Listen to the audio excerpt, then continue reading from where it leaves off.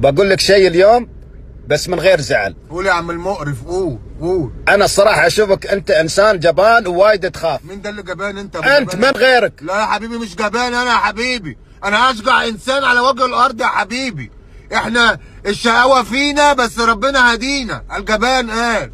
طب انا اقول لك على موضوع حصل لي. يلا قول. كنت ماشي مره في الصحراء في البر والساعه 2 بالليل، وطلعوا عليا 5 رجاله سيوف، معاهم سيوف ومعاهم فستان.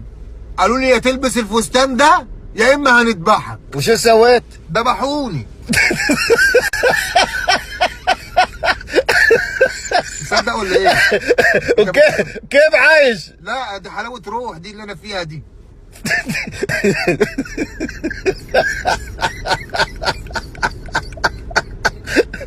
كذاب. مين قال كذاب؟ كنت كذاب بس عشان ما اعملهاش معاك.